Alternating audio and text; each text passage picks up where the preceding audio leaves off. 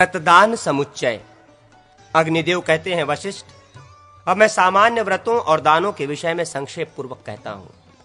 प्रतिपदा आदि तिथियों, सूर्य आदि वारों, कृतिका आदि नक्षत्रों, विषकुंभ आदि योगों, मेष आदि राशियों और ग्रहण आदि के समय उस काल में जो व्रत, दान एवं तत्संबंधी द्रव्य एवं नियमादि आवश्यक है, उसका भी वर्णन करूंगा। व्रतदानोपयोगी द्रव्य और काल सबके अधिष्ठात्र देवता भगवान श्री विष्णु है। सूर्य, शिव, ब्रह्मा, लक्ष्मी आदि सभी देवी देवियां श्री हरि की ही विभूति हैं। इसलिए उनके उपदेश से किया गया व्रत, दान और पूजन आदि सब कुछ देने वाला होता है। श्री विष्णु पूजन मंत्र। जगतपत्ते समागच्छ आसनम पाद्य मध्य करम मधुपर्क चायम चाम स्नानम वस्त्रम गंधकम पुष्पम धूपम च दीपम च नैवेद्यादि नमोस्तुते। जगतपते, आपको नमस्कार है। आइए और आसन, पाद्य, अर्ध, मधुपर्क, आचमन, स्नान, वस्त्र, गंध, पुष्प, धूप, दीप एवं नैवेद्य ग्रहण कीजिए। पूजा, व्रत और दान में उपर्युक्त मंत्र से श्री विष्णु की अर्चना करनी चाहिए। अब दान का सामान्य संकल्प भी सुनो। आज मैं अमुक गोत्र वाले अमुक शर्मा आप ब्राह्मण देवता को समस्त पापों की शांति, आयु और आरोग्य की वृद्धि, सौभाग्य के उदय, गोत्र और संतति के विस्तार, विजय एवं धन की प्राप्ति, धर्म, अर्थ और काम के संपादन तथा पापनाश पूर्वक संसार से मोक्ष पाने के लिए विष्णु देवता संबंधी इस द्रव्य का दान करता हूं। मैं इस दान की प्रतिष्ठा, स्थिरता के लिए आपको ये अतिरिक्त सुवर्णादि द्रव्य समर्पित करता हूं। मेरे इस दान से सर्वलोकेश्वर भगवान श्री हरि सदा प्रसन्न हो।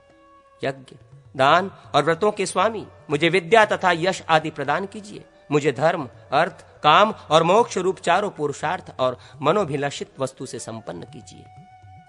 जो मनुष्य प्रतिदिन इस व्रत का दान समुच्चय का पठन अथवा श्रवण करता है, वो अभिष्ट वस्तु से युक्त एवं पाप रहित होकर भोग और मोक्ष दोनों को प्राप्त करता है। इस प्रकार भगवान वासुदेव आदि से संबंधित नियम और पूजन से अनेक प्रकार के तिथि, वार, नक्षत्र, संक्रांति, योग और मनमत्सरादि संबंधी व्रतों का अनुष्ठान सिद्ध होता है। धन के प्रकार, देश काल और पात्र का विचार, पात्र भेद से दान के फल भेद, द्रव्य देवताओं तथा दान विधि का कथन। अग्निदेव कहते हैं, मुनिश्रेष्ठ, अब मैं भोग और मोक्ष प्रदान करने वाले दान धर्मों का वर्णन करता हूं। सुनो। दान के इष्ट और पूर्त दो भेद हैं। दान धर्म का आचरण करने वाला सब कुछ प्राप्त कर लेता है। बावड़ी, कुआं, तालाब, देव मंदिर, अन्न का सदाव्रत तथा बगीचे आदि बनवाना पूर्त धर्म कहा गया है, जो मुक्ति करने वाला है। अग्निहोत्र तथा सत्य भाषण, वेदों का स्वाध्याय, अतिथि सत्कार और बलि वैश्वव देव, इन्हें इष्ट धर्म कहा गया है। यह स्वर्ग की प्राप्ति कराने वाला है। ग्रहण काल में, सूर्य की संक्रांति में और द्वादशी आदि तिथियों में जो दान दिया जाता है वो पूर्त है, वो भी स्वर्ग प्रदान करने वाला है। देश, काल और पात्र में दिया हुआ दान करोड़ गुना फल देता है।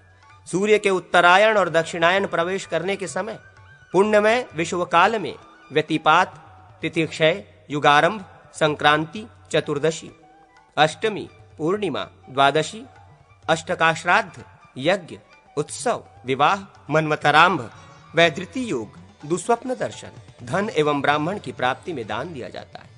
अथवा जिस दिन श्रद्धा हो उस दिन या सदैव दान दिया जा सकता है। दोनों अयन और दोनों विषुव, ये चार संक्रांतियां, षडशितमुखा नाम से प्रसिद्ध चार संक्रांतियां तथा विष्णु पदा नाम से विख्यात चार संक्रांतियां, ये 12 संक्रांतियां ही दान के लिए उत्तम मानी गई हैं।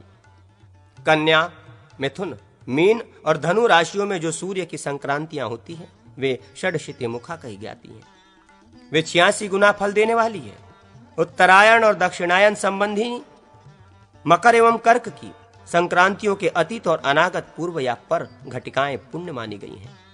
कर्क संक्रांति की 30-30 घड़ी और मकर संक्रांति की 20-20 घड़ी पूर्व और पर की भी पुण्य कार्य के लिए विहित है। तुला और मेष की संक्रांति वर्तमान होने पर उसके पूर्वापर की 10-10 घड़ी का समय पुण्य काल है। षडशितिमुखा संक्रांतियों के व्यतीत होने पर 60 घड़ी का समय पुण्यकाल में ग्राह्य है। विष्णुपदा नाम से प्रसिद्ध संक्रांतियों के पूर्वोपर की 16 घड़ियों को पुण्यकाल माना गया है। श्रवण, अश्विनी, धनिष्ठा को एक आश्लेषा के मस्तक भाग अर्थात प्रथम चरण में जब रविवार का योग हो तब ये व्यतिपात योग कहलाता है। कार्तिक के शुक्ल पक्ष की नवमी को कृतयुग और वैशाख के शुक्ल पक्ष की तृतीया को त्रेता प्रारंभ हुआ। अब द्वापर के विषय में सुनो।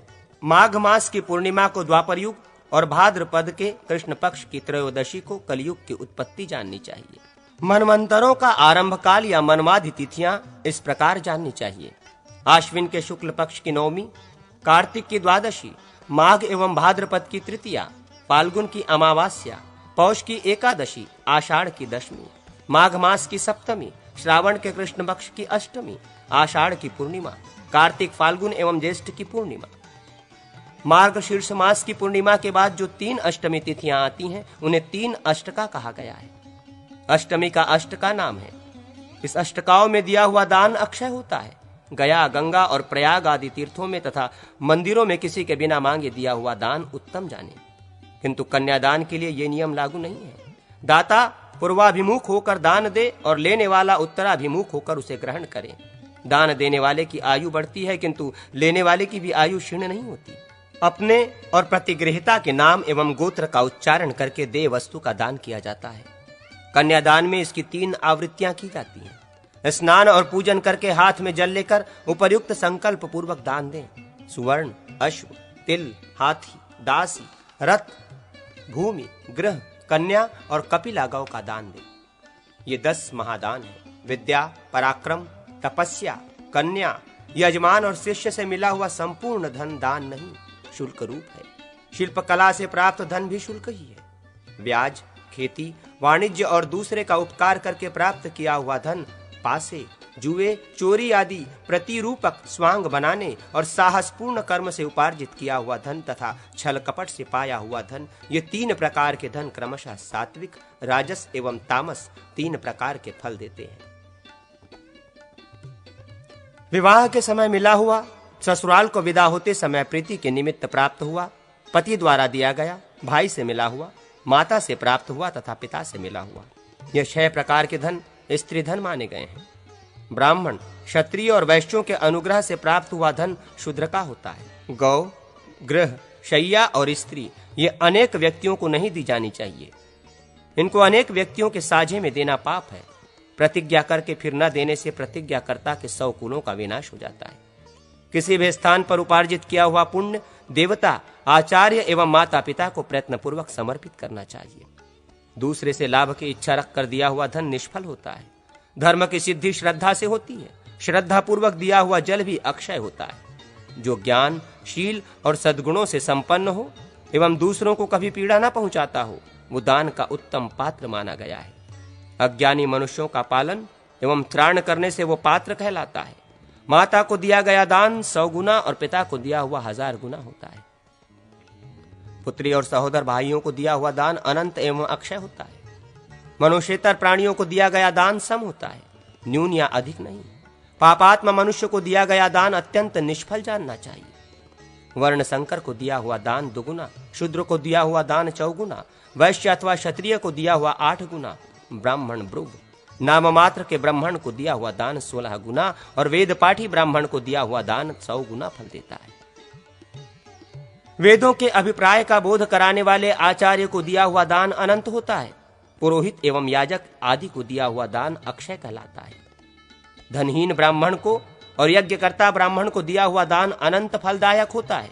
तपोहीन, स्वाध्याय रहित और प्रतिग्रह में रुचि रखने वाला ब्राह्मण जल में पत्थर की नौका पर बैठे हुए के समान है। वो उस प्रस्तरमय नौका के साथ ही डूब जाता है। ब्राह्मण को स्नान एवं जल का उपर्शन करके प्रयत्नपूर्वक पवित्र हो दान ग्रहण करना चाहिए। प्रतिग्रह लेने वाले को सदैव गायत्री का जप करना चाहिए एवं उसके साथ ही साथ प्रतिग्रहित द्रव्य और देवता का उच्चारण करना चाहिए। प्रतिग्रह लेने वाले श्रेष्ठ ब्राह्मण से दान ग्रहण करके उच्च स्वर में, क्षत्रिय से दान लेकर मंद स्वर में और वैश्य का प्रतिग्रह स्वीकार करके उपांशु होठों को बिना हिलाए जप करें। शूद्र से प्रतिग्रह लेकर मानसिक जप और स्वस्ति वाचन करें।